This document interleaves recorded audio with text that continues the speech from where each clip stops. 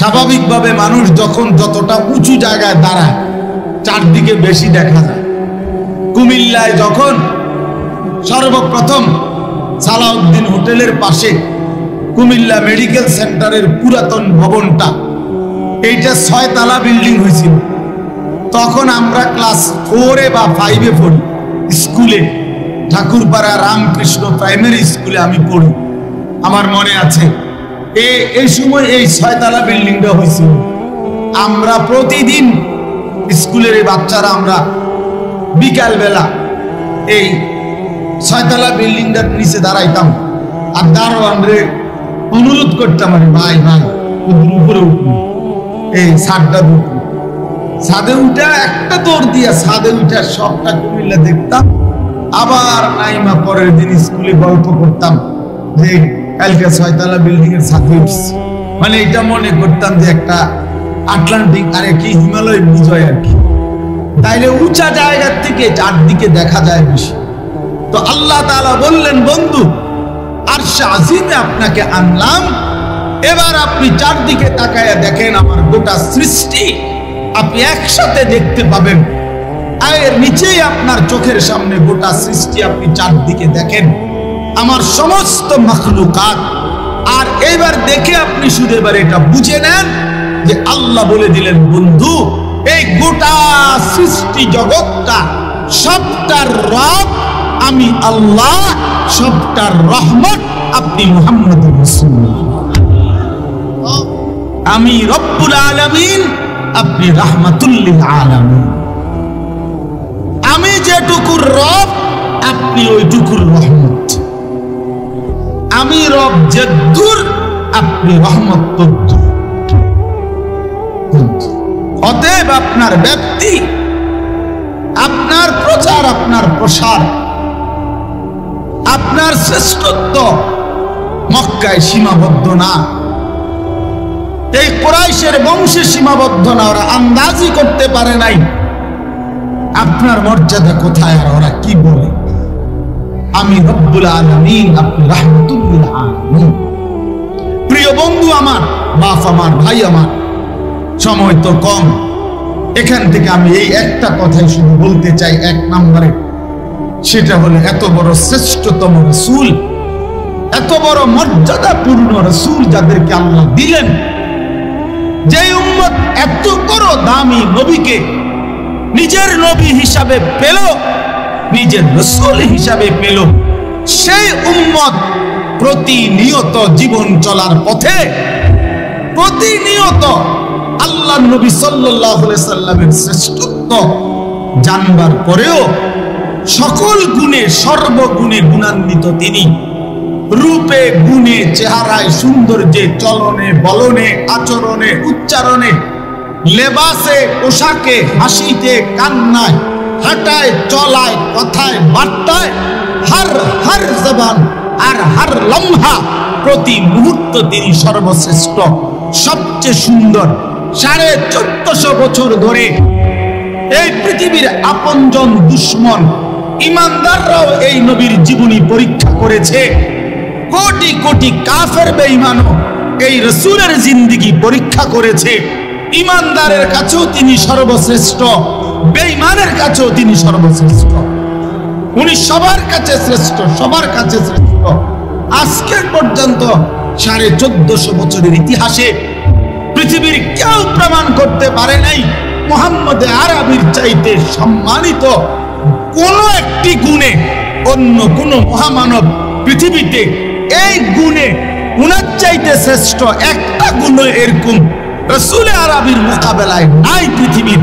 তাহলে যিনি সকল গুণে গুণান্বিত, সব মর্যাদায় অধিষ্ঠিত, আল্লাহ যাকে দিয়েছেন, আমরা যেই নবীকে পেলাম, সেই নবীকে প্রতিনিয়ত নিজের চেহারা, নিজের জিন্দেগি, নিজের ঘর, নিজের পরিবার, সেই রাসূল সাল্লাল্লাহু আলাইহি সাল্লামের সুন্নাতকে, তরিকাকে প্রতিনিয়ত যারা প্রত্যাখ্যান করে, তাদের চাইতে বড় গাদ্দার, তাদের চাইতে উম্মত নামের কলঙ্ক আর কেউ হইতে পারে না। বেটা মনে রাখতে হবে, তুমি সুন্দরী চেনো নাই, তুমি সৌন্দর্যই বোঝো নাই, তুমি আন্দাজি করতে পারো নাই, তুমি বোঝো নাই এই পৃথিবীর সবগুলো ব্রাশের আর টুথপেস্টের চাইতে মুহাম্মদ আরবি সাল্লাল্লাহু আলাইহি সাল্লামের সুন্নাত যেই মিসওয়াক, এটা দামি বেশি, সুন্দর বেশি, উপকারী বেশি।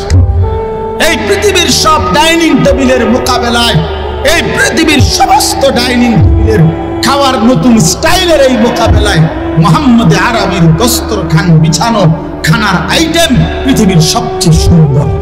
এই পৃথিবীর সমস্ত দাড়িবিহীন, এই শেভ করা এই চেহারা এর মোকাবেলায় দাড়িওয়ালা চেহারাই সর্বযুগে সর্বকালে সুন্দর, শ্রেষ্ঠ, সুন্দর, শ্রেষ্ঠ, সুন্দর, শ্রেষ্ঠ। অতএব চ্যালেঞ্জ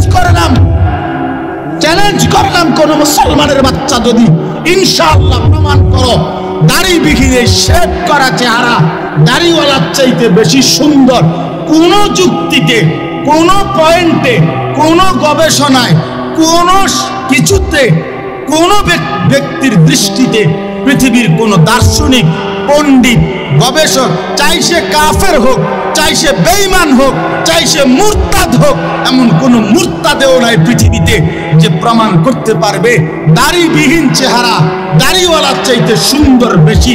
আল্লাহর কসম এটা পারবে না, পারবে না, পারবে না। এটা তাইলে দাড়িবিহীন চেহারা যার, সে ধোকা খাইছে, তারে ধোকা দিছে, ধোকা দিছে, ধোকা দিছে, বেটা তোরে ধোকা দিছে, তোমারে ধোকা দিছে। তুমি আন্দাজে করতে পারো নাই সুন্দর, তুমি চিনোই না সুন্দর নেই, তুমি স্টাইল চিনোই না। এটা স্টাইল, এটা স্যাটাইল, মানে এস উচ্চারণ করলে যেটা হয় এটা হতেই পারে না। রাসূলুল্লাহ সাল্লাল্লাহু আলাইহি সাল্লাম সৌন্দর্য সবচেয়ে সুন্দর। তিনি হাসলেও সুন্দর, তিনি কাঁদলেও সুন্দর, তিনি হাঁটলেও সুন্দর, তিনি বসলেও সুন্দর, তিনি কথা বললেও সুন্দর, তিনি চুপ থাকলেও সুন্দর, তিনি তাকাইলেও সুন্দর, তিনি নজর নামাইলেও সুন্দর, তার দিকে তাকাইলেও সুন্দর, তিনি খাইলেও সুন্দর, হাত ধুইলেও সুন্দর, তিনি বাথরুমে ঢুকতেও সুন্দর, বাথরুম থেকে বের হলেও সুন্দর, তিনি মসজিদে ঢুকতেও সুন্দর, তিনি মসজিদ থেকে বসতেও সুন্দর। তার দিকে তাকাইতো যারা, তো তাদের কলিজা ঠান্ডা হয়ে যেত। শত শত সাহাবী এমন ছিল যারা কলিজার দুঃখ বেদনা বুঝাইতো নবী সাল্লাল্লাহু আলাইহি সাল্লাম মুবারক চেহারা দেখে দেখে, চেহারা দেখে দেখে। পবিত্র কোরআন কারীমের 15 নম্বর পারা 17 নম্বর সূরা, সূরাটির নাম হচ্ছে সূরা বনী ইসরাইল। এই বনী ইসরাইল সূরার প্রথম আয়াত আপনাদের সামনে এই মাত্র আমি তেলাওয়াত করব। মূলত এই আয়াতটি আমাদের প্রিয় নবী সাল্লাল্লাহু আলাইহি ওয়াসাল্লামের জীবনের ঐতিহাসিক, স্মরণীয় এবং অত্যন্ত মর্যাদাপূর্ণ মেরাজের ঘটনা সম্পর্কিত, মেরাজের প্রতি আলোচনা সংবলিত আয়াত কোরআন কারীম। এই আয়াতের মাধ্যমে আল্লাহ তাআলা প্রিয় নবী সাল্লাল্লাহু আলাইহি ওয়াসাল্লামের মেরাজ এর প্রথম অংশ এই আয়াতের মধ্যে আলোচনা করেছেন। 27 নম্বর পারায় আরেকটা সূরা আছে, সূরা নাজম। ওই সূরার মধ্যে কয়েকটি আয়াতে মেরাজের দ্বিতীয় অংশ নিয়ে আল্লাহ তাআলা আলোচনা করেছেন। এই দুই সূরার অংশ মিলে কোরআনুল কারীমে মেরাজ থেকে আলোচনা। হাদিসের মধ্যে, বিশুদ্ধ হাদিস গ্রন্থে তাফসীরে ইবনে কাসিরের মধ্যে আছে, আল্লাহ নবী সাল্লাল্লাহু আলাইহি ওয়াসাল্লামের প্রায় 20 জনের চাইতে বেশি সাহাবী থেকে মেরাজ সম্পর্কিত বিশুদ্ধ সহিহ সনদে হাদিস বর্ণিত আছে। এই হিসাবে রাসূলুল্লাহ সাল্লাল্লাহু আলাইহি ওয়াসাল্লামের জীবনের এই ঐতিহাসিক ঘটনাটি কোরআন এবং সুন্নাহ দ্বারা প্রমাণিত। এবং উলামায়ে কেরাম এই কথার উপরে ইজমা যে রাসূলুল্লাহ সাল্লাল্লাহু আলাইহি সাল্লামের এই ঘটনাটি এটি শতভাগ সত্য এবং এটা রাসূলুল্লাহ সাল্লাল্লাহু আলাইহি সাল্লামের জিন্দেগীর একটি অন্যতম মুজিজা। তো পুরা ঘটনাটা বিস্তারিত বলা এটা আমার উদ্দেশ্য এবং সেইটুকু সময়ও নাই, আমারও মাকসাদ না। শুধু কেবল এই মেরাজকে সামনে রেখে অল্প একটু সময়, এটুকু সময় ছাড়া আসলে আমার মিলানোর সুযোগ ছিল না। এই মাহফিল বলা যায় এখন আমাদেরই মাহফিল। আমি নিজেও যেহেতু এই মসজিদে এখন জুমার নামাজ পড়াই, সেই হিসাবে মাদ্রাসার মাহফিল এটা আমাদেরই মাহফিল। তো আপনাদের সামনে আমি অল্প একটু সময় এই বিষয়টা নিয়ে সামান্য কয়েকটি কথা আলোচনা করতে চাই। আল্লাহ তাআলা আমাদের প্রিয় নবী সাল্লাল্লাহু আলাইহি ওয়াসাল্লামকে দুনিয়া এবং আখিরাত উভয় জাহানেই মর্যাদা দান করেছেন। উভয় জাহানে, দুনিয়াতেও আল্লাহ তাআলা নবী সাল্লাল্লাহু আলাইহি ওয়াসাল্লামকে অনেক মর্যাদা দিয়েছেন, আখিরাতেও নবীজি সাল্লাল্লাহু আলাইহি ওয়াসাল্লামের জন্য অনেক মর্যাদা নির্ধারণ করে রেখেছেন। দুনিয়ার মধ্যে আল্লাহ তাআলা নবী সাল্লাল্লাহু আলাইহি ওয়াসাল্লামকে বিভিন্নভাবে সম্মানিত করেছেন, আর আখিরাতের সম্মান বরাদ্দ আছে। কোরআনুল কারীমের মধ্যে একটা আয়াত আছে আমরা সবার কাছে প্রসিদ্ধ, ইন্না আ'তাইনাকাল কাউসার। এই কাউসার শব্দের দুই অর্থ তাফসীর আছে। একটা হলো মহান আল্লাহ পাক রব্বুল আলামিন বলেন, আমি আপনাকে, মানে নবীজিকে বলতেছেন, আমি আপনাকে কাউসার দান করেছি। এইটার প্রথম অর্থ তো হলো হাসরের ময়দানে নবী সাল্লাল্লাহু আলাইহি সাল্লামের জন্য আল্লাহ তাআলা হাউজে কাউসার নামে বিশেষ যে নহর নবী সাল্লাল্লাহু আলাইহি সাল্লামের জন্য নির্ধারণ করেছেন, যেখান থেকে নবী সাল্লাল্লাহু আলাইহি সাল্লাম তার ঈমানদার উম্মতদেরকে ওই হাউজে কাউসারের পানি পান করাবেন। নবী সাল্লাল্লাহু আলাইহি সাল্লাম বলেন, ওই পানি যে একবার পান করবে লাম ইয়াযমা আবাদান, সে আর কখনোই তৃষ্ণার্ত হবে না, আর কখনোই তার তৃষ্ণা হবে না। অত্যন্ত ফজিলতপূর্ণ হাউজে কাউসার, এটা একটা অর্থ। তাহলে এটা নবী সাল্লাল্লাহু আলাইহি সাল্লামের আখিরাতের মর্যাদা। আর এই আয়াতের আরেকটা অর্থ আছে, কাউসার শব্দের অর্থ হলো আল খায়রুল কাসীর। খায়রে কাসীর মানে অগণিত কল্যাণ। ইন্না আ'তাইনাকাল কাউসার অর্থ হলো আমি আপনাকে অগণিত কল্যাণ দান করেছি। এই অগণিত কল্যাণের তাফসীরে দুনিয়াবি অনেক কল্যাণ, আখিরাতের অনেক কল্যাণ আল্লাহ তাআলা নবী সাল্লাল্লাহু আলাইহি সাল্লামকে দিয়েছেন, সেইগুলোর উল্লেখ আছে। তাহলে এই জন্য এই আয়াতের দ্বারা আল্লাহ তাআলা বুঝাইছেন, আমি আপনাকে দুনিয়া আখিরাতের অগণিত কল্যাণ দান করেছি। কোরআনুল কারীমের মধ্যে আছে, আল্লাহ তাআলা বলেন, ওয়ালাল আখিরাতু খায়রুল লাকা মিনাল উলা। এটাও নবীজিকে লক্ষ্য করে আল্লাহ তাআলা বলেছেন যে বন্ধু, আপনাকে আমি আখিরাতে যে সম্মান, ইজ্জত, কল্যাণ রেখেছি তা দুনিয়ায় যা দিয়েছি তার চাইতেও কোটি গুণে বেশি উত্তম। তাহলে এর দ্বারা দুই কথা বোঝা গেল, এক, দুনিয়াতে আপনাকে সম্মান দিয়েছি, আখিরাতে দেব। হ্যাঁ, দুনিয়ায় যত সম্মান দিছি তার চাইতে আখিরাতের সম্মান আরো বেশি উত্তম। তবে দুনিয়াতেও সম্মান আল্লাহ তাআলা নবী সাল্লাল্লাহু আলাইহি সাল্লামকে দিয়েছেন, এটাও এই কথার দ্বারা স্পষ্ট বোঝা যায়। হাদিসের মধ্যে এবং কোরআনের মধ্যে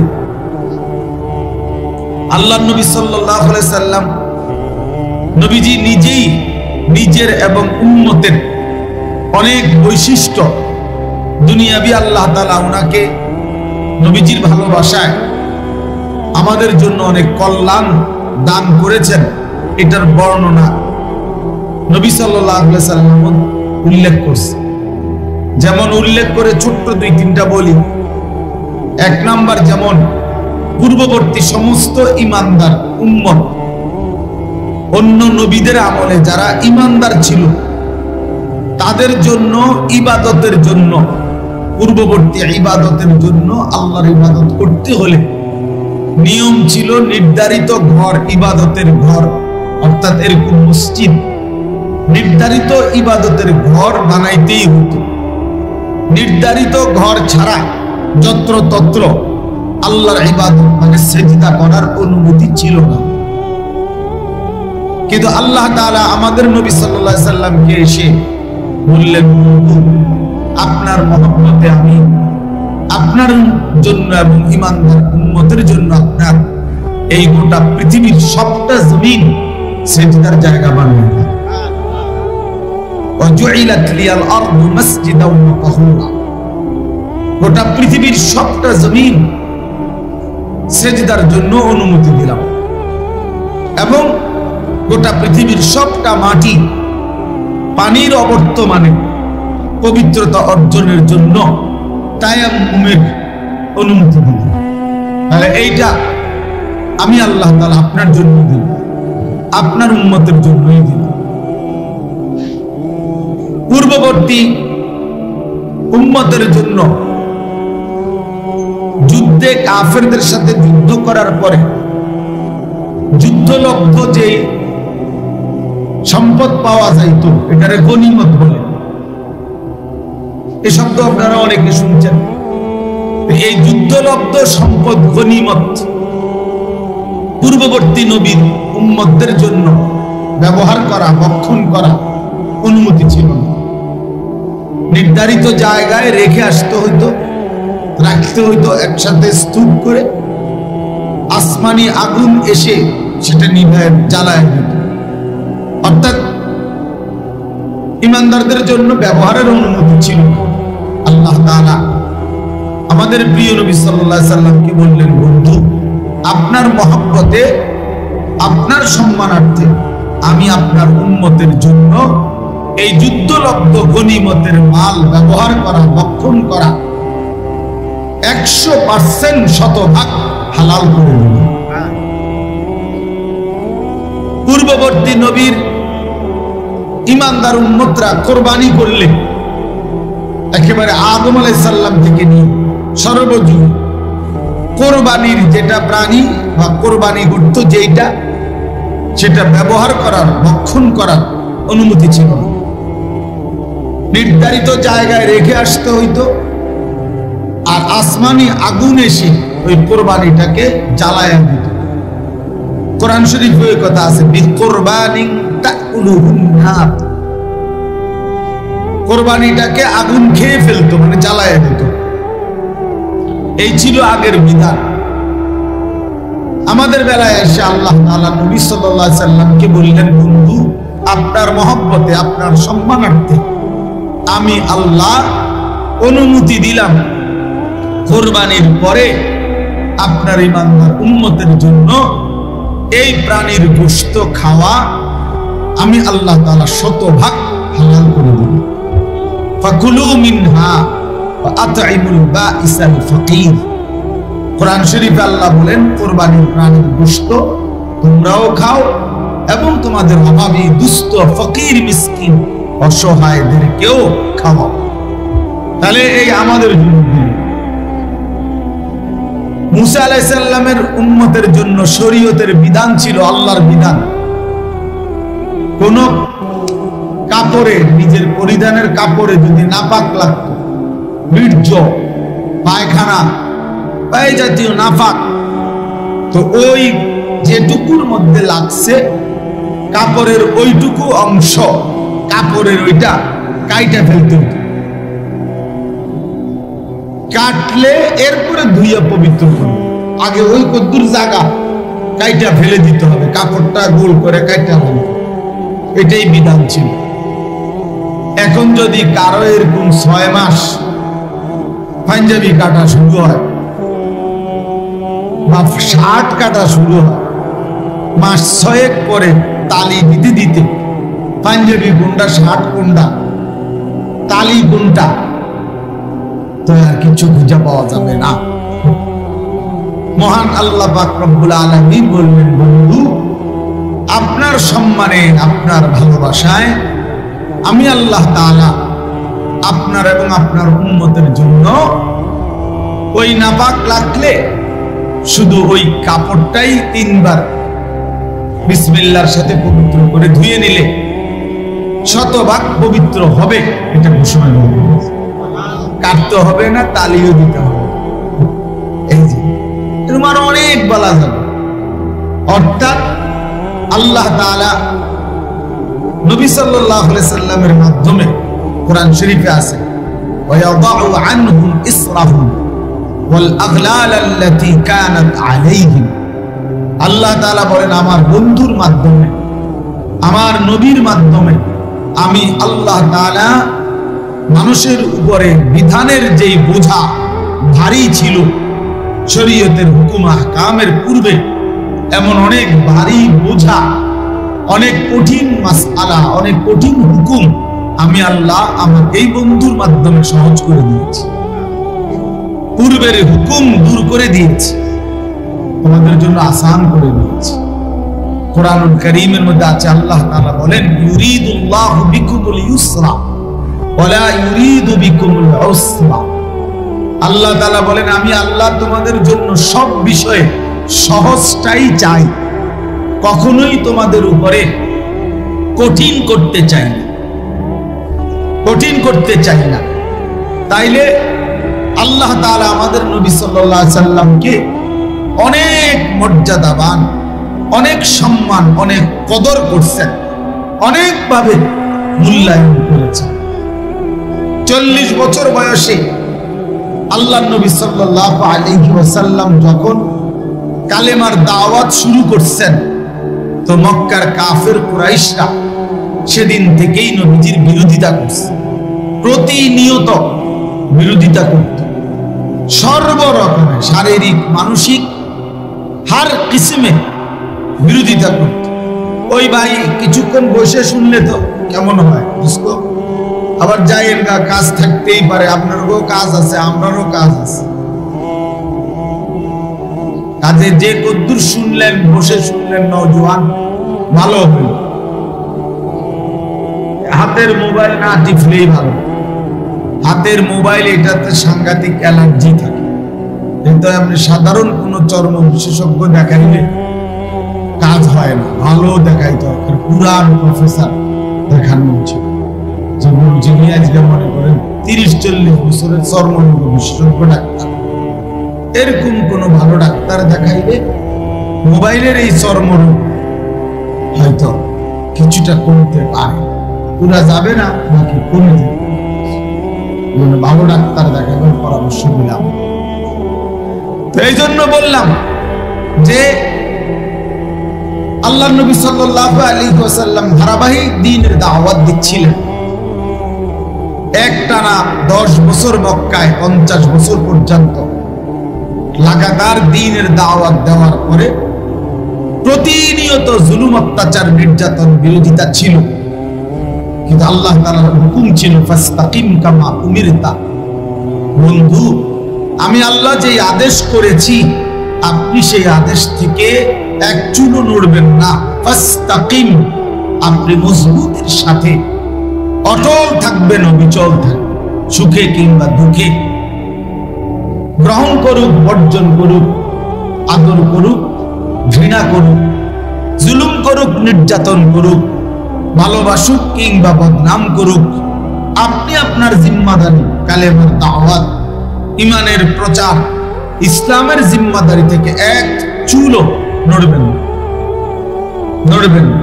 এজন্য সত্যিকারের আলেম যারা, সত্যিকারের দাঈ যারা, তারা কখনোই আল্লাহর দিন, মেহনত, দ্বীনের দাওয়াত, দ্বীনের ফিকির থেকে এক চুলো নড়ে। মানুষ মূল্যায়ন করুক বা না করুক, এতে কি আসে যায়? যার ভাল লাগছে সে মূল্যায়ন করছে, যার ভাল লাগে নাই সে মূল্যায়ন করে নাই। খালি বেলা এটা এত পেরেশানির কিছু। দুনিয়াদারের কাছ থেকে খুব মূল্যায়ন পাইতে হবে। হ্যাঁ, আমার এলেমের মাকসাদ তো এটা ছিল না। আমি 16 বছর পড়ালেখা করলাম মাদ্রাসায়, যে আমারও যাতে পাবলিকে মাথা তুলে না আসে, এই জন্য নি পড়ছি। তো এই জন্য তো আমি পড়ি নাই। তো আমি কি দরকার পাবলিকের কাছ থেকে এত সম্মানের মুহতাজ হওয়ার? দরকার দরকার কোরআন শরীফে আছে, আল্লাহ তাআলা আমাদের নবী সাল্লাল্লাহু আলাইহি সাল্লামকে বলছেন, ওমা তাসআলুহুম আলাইহি মিন আজরিন। আল্লাহ তাআলা নবীকে বলছে, বন্ধু আপনি যে প্রতিনিয়ত কালেমার দাওয়াত দেন, আপনি কোনো ঘাবড়াবেন না। সব লোক ঈমানদার হবে না। ওমা আকসারুন নাসি ওয়ালাউ হারাসতা বিমুমিনিন। সব লোক ঈমানদার হবে না, তবে আপনি তো মানুষের কাছ থেকে আপনার মেহনতের বিনিময়ে নিবেন না। অতএব আমি আল্লাহ ওয়াদা দিলাম, আপনি বলতে থাকেন, আপনি দ্বীনের প্রচার করতে থাকেন, আর প্রতি মেহনত, প্রতিটা ফিকিরের বদলাতে আমি আল্লাহই আপনাকে আপনার প্রতিদান দিতে থাকব। অতএব এইটা আল্লাহ নবী সাল্লাল্লাহু আলাইহি সাল্লামকে আল্লাহ তাআলা বলছে, ফাস্তাকিম, অটল থাকেন, অবিচল থাকেন, এক চুলও নড়বেন না, শত জুলুম নির্যাতনের মোকাবেলাতেও। আল্লাহ নবী সাল্লাল্লাহু আলাইহি সাল্লাম এভাবেই অটল ছিলেন। নবীজির বয়স হয়ে গেছে 50, ইসলাম প্রচারের হয়ে গেল 10 বছর। এই 10ম বছর নবীজির চাচা আবু তালেব তিনি ইন্তেকাল করছেন। তার 5-7 দিন পরে স্ত্রী খাদিজা রাদিয়াল্লাহু তাআলা আনহা তিনি ইন্তেকাল করছেন। এই দুইজন আপন মানুষ নবীজির ইন্তেকাল করছেন নবুয়তের 10ম বছর। 11তম বছর আল্লাহ নবী সাল্লাল্লাহু আলাইহি সাল্লামের উপরে ইনাদের ইন্তেকালের কারণে মক্কার কাফেররা জুলুম, নির্যাতন, অত্যাচার খুব বাড়ায় দিয়েছে নবীজির উপরে। তো আল্লাহ নবী সাল্লাল্লাহু আলাইহি সাল্লাম, ওনার একজন পালক পুত্র ছিল খাদেম, হযরত যায়েদ ইবনে হারেসা, উনাকে সাথে নিয়ে পার্শ্ববর্তী তায়েফ নগরীতে আল্লাহ নবী সাল্লাল্লাহু আলাইহি সাল্লাম গেছেন ইসলাম প্রচার করতে। যেখানে যেহেতু এখানে ভীষণ কষ্ট হচ্ছে, এজন্য পার্শ্ববর্তী তায়েফ গেছিলেন ইসলামের দাওয়াত দেওয়ার জন্য। সেখানেও তিনি লম্বা সময়, অনেক দিন যাবৎ কালেমার দাওয়াত দিছেন, কিন্তু একটি লোকও আল্লাহ নবী সাল্লাল্লাহু আলাইহি সাল্লামের কালেমা গ্রহণ করে নাই। বরং সমস্ত বেঈমানরা নবীজিকে প্রত্যাখ্যান করে শেষ পর্যন্ত তায়েফের কাফের সর্দাররা তাদের বাচ্চা ছেলে পেলেদেরকে, কিশোর নওজোয়ানদেরকে লাগায় দিছে যে এই লোকটা নাউজুবিল্লাহ পাগল, যত পারো পাথর মেরে তারে তাড়িয়ে দাও। তো তায়েফের ছেলেরা নেতার আদেশ পেয়ে, ভাই ভিতরে কথা বলেন না, প্যান্ডেলে যারা বসছেন কথা বলেন না, পরস্পর এত ফালতু অভ্যাস এটা ঠিক না। বললাম মোবাইল টিপবেন না, আপনার কোনো কাজ থাকলে, কথা থাকলে বাইরে যথেষ্ট জায়গা আছে, সেখানে গিয়ে কথা বলুন। ওই প্যান্ডেল আপনার নিজস্ব কথার জন্য দেওয়া হয় না। তো এই কারণে শুনেন, আল্লাহ নবী সাল্লাল্লাহু আলাইহি সাল্লামকে অজুরে তায়েফের বাচ্চারা পাথর মারছে।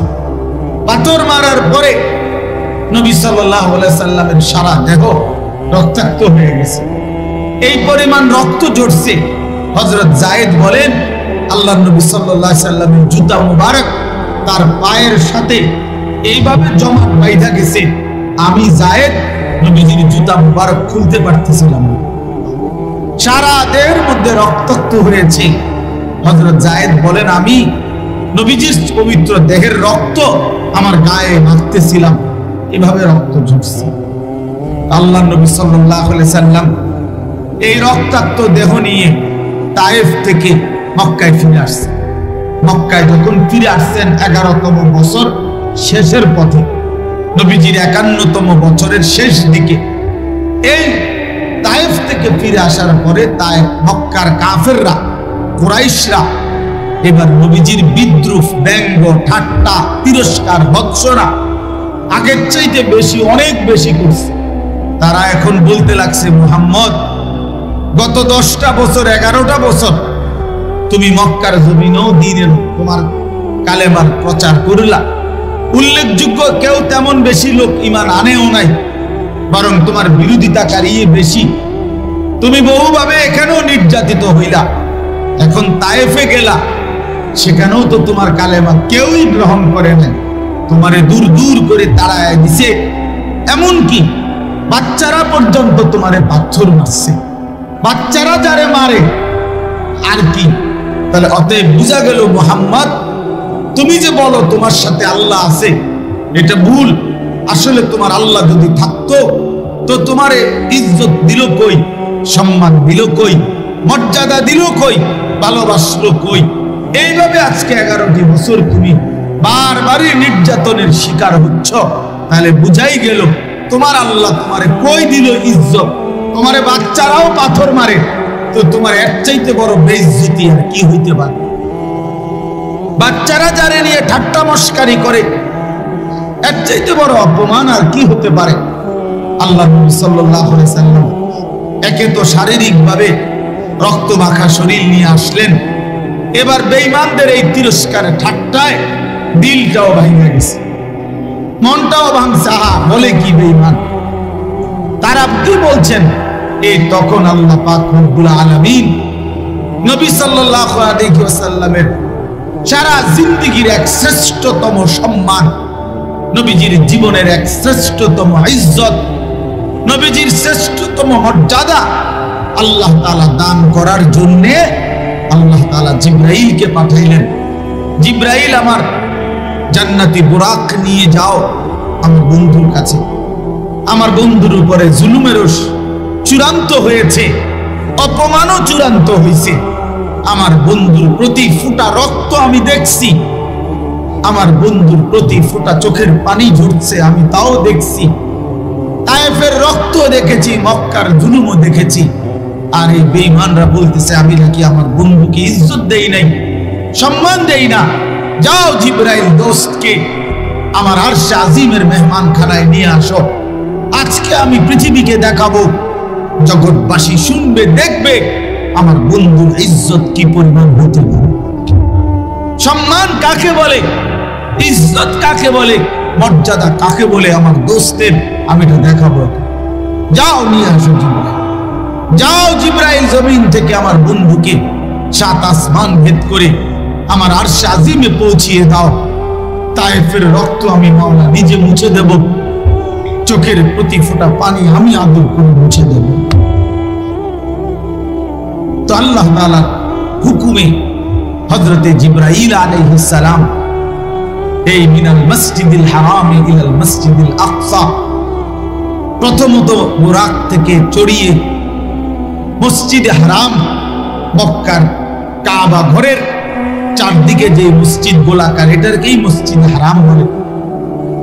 এই মসজিদে হারাম থেকে নবীজিকে বুরাকে চড়িয়ে এরপরে মসজিদে আকসা, যেটা বর্তমান ফিলিস্তিন, বাইতুল মুকাদ্দাস জেরুজালেম, ফিলিস্তিনের একটি গুরুত্বপূর্ণ এলাকা, ওইখানের একটা মসজিদ মসজিদে আকসা আল্লাহ তাআলা যেটা সুলাইমান আলাইহিস সালামের মাধ্যমে, জিনদের মাধ্যমে নির্মাণ করাইছিলেন, এবং মক্কা এবং মদিনার পরে সর্বশ্রেষ্ঠ মসজিদ। এই মসজিদে আকসায় জিবরাইল আলাইহিস সালাম নবীজিকে নিলেন। ১৬ লক্ষ আম্বিয়া, আদম থেকে ঈসা, সমস্ত নবী ওই মসজিদে ওই রাত্রে, মেরাজের রাতে আল্লাহর হুকুমে উপস্থিত ছিলেন। নবীজি তাদেরকে নিয়ে 2 রাকাত নামাজের ইমামতি করেছেন। আর ওই মসজিদে আকসা থেকে 7 আসমানের ঊর্ধ্বে আল্লাহ তাআলার আরশে আজিমের মেহমান হলেন। তো আল্লাহ তাআলা সেখানে নিয়ে নবী সাল্লাল্লাহু আলাইহি সাল্লামকে বললেন, বন্ধু আনলাম, এই যে এখন এখানে যেখানে এনে দাঁড় করাইলাম দোস্ত, এটা আমার আরশের উপরে। এবার আপনি আপনার দুইটা মর্যাদা শুধু বুঝেন বন্ধু। এক নাম্বার হলো আপনি অনুভব করেন যে আমি আল্লাহ আপনাকে যেই জায়গায় এনে দাঁড় করাইলাম, এই জায়গায় আপনার কদমের নিচেই আমার গোটা সৃষ্টি জগৎ। আপনার উপরে আর কোনো সৃষ্টি নাই, আর কোনো মখলুকাত আমার এর উপরে নাই। উপরে আছি শুধু আমি আল্লাহ, আর আপনার কদমের নিচে গোটা সৃষ্টি।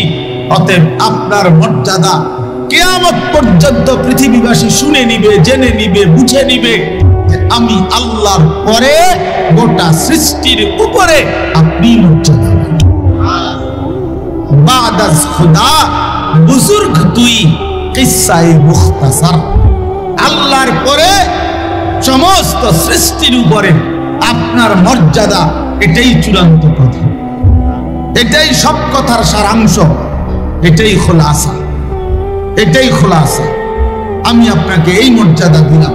দুই, আল্লাহ তাআলা বললেন বন্ধু এটা সবচেয়ে উঁচু জায়গা।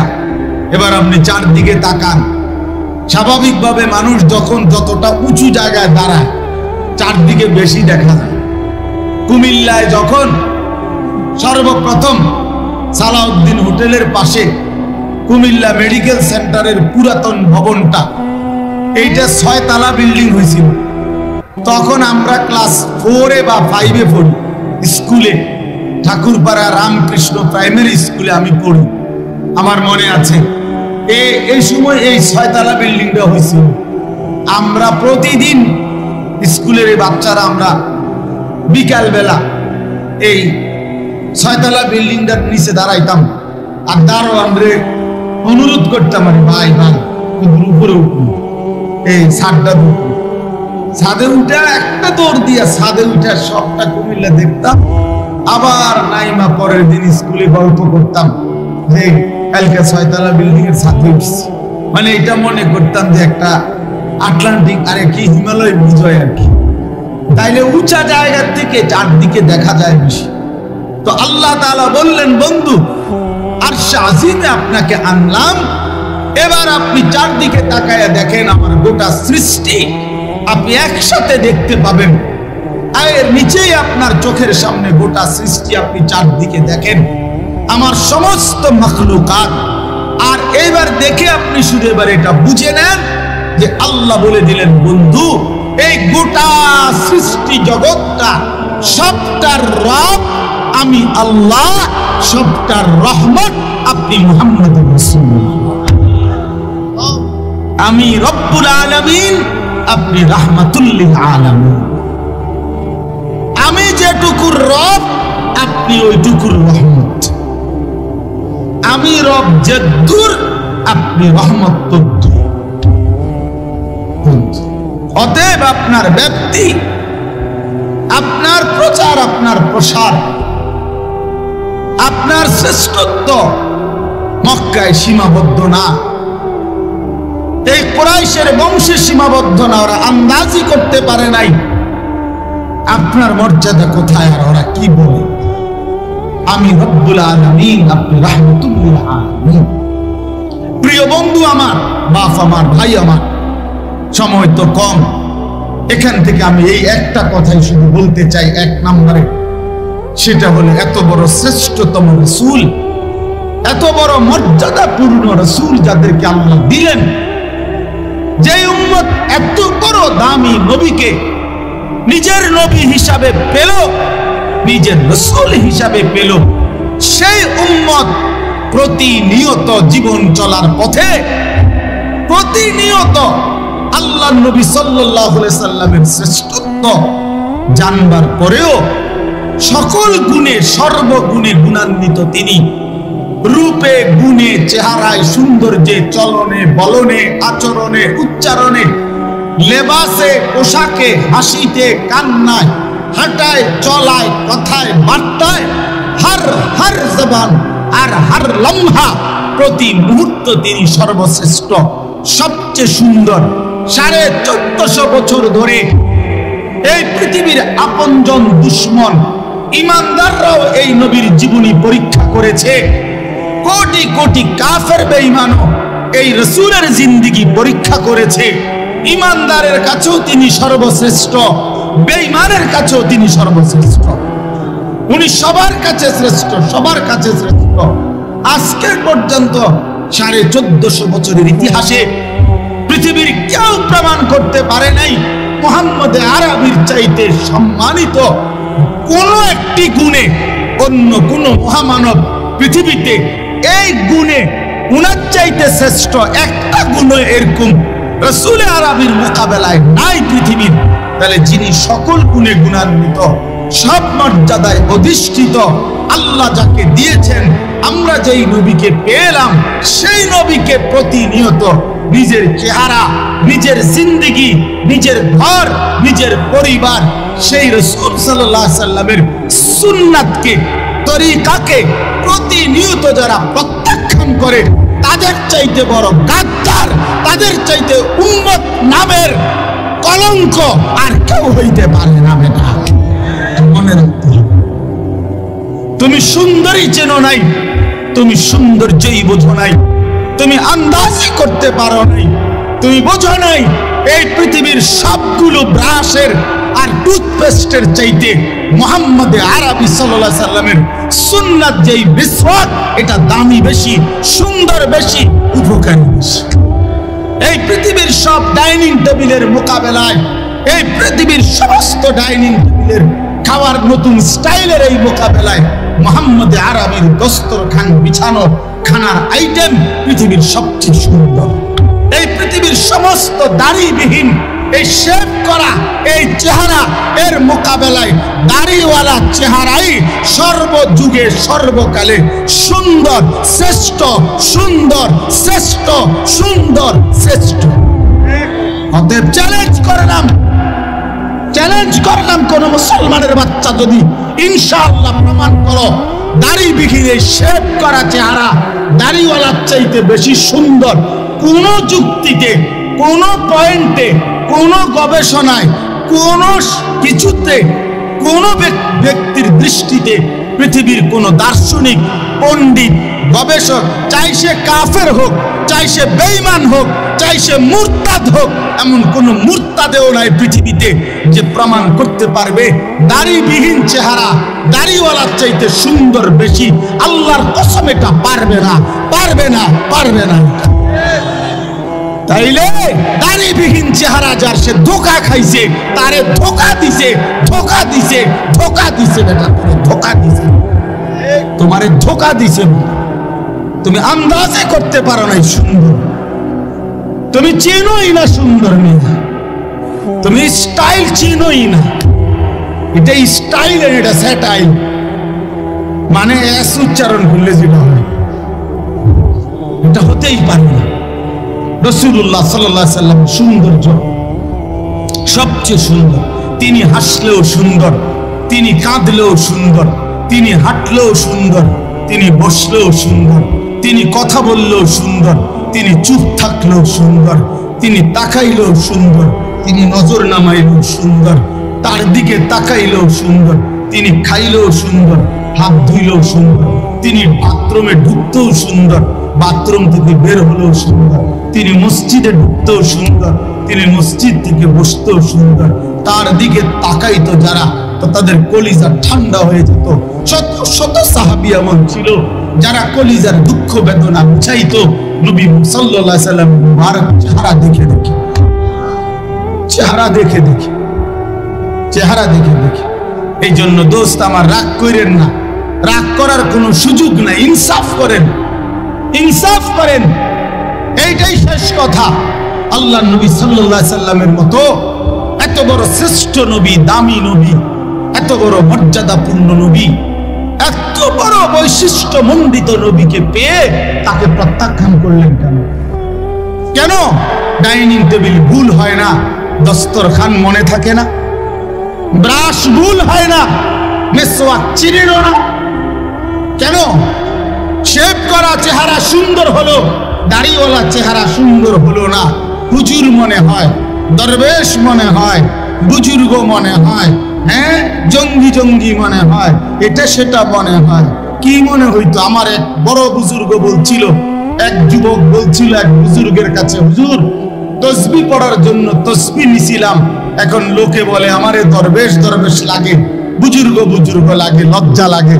হুজুর তখন বললেন, তাহলে কি তুমি চাচ্ছ লোকে তোমারে তসবিহ দেখে বললো দরবেশ, তাহলে এটা যেহেতু লজ্জার বিষয়, তুমি কি চাও লোকে দেখে তোমারে বলুক তোমারে দেখতে সুরের মতো লাগে, ফুট্টাখুরের মতো লাগে, ডাইলখুরের মতো লাগে, বাবাখুরের মতো লাগে, ইয়াবাখুরের মতো লাগে, হারামখুরের মতো লাগে, এটা নি বলতো?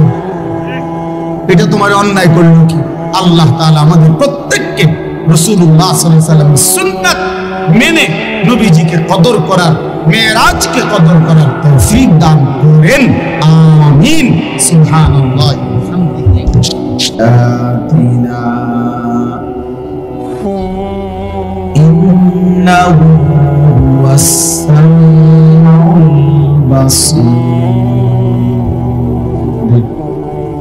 সাদাকাল্লাহু মাওলানাল আযীম।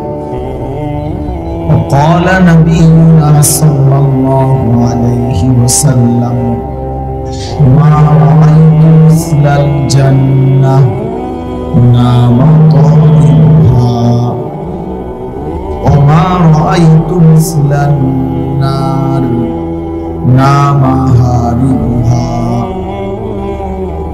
اللهم صل على محمد وعلى آل محمد كما صليت على إبراهيم وعلى آل إبراهيم إنك حميد مجيد اللهم بارك على محمد وعلى آل محمد كما باركت على إبراهيم وعلى آل إبراهيم إنك حميد مجيد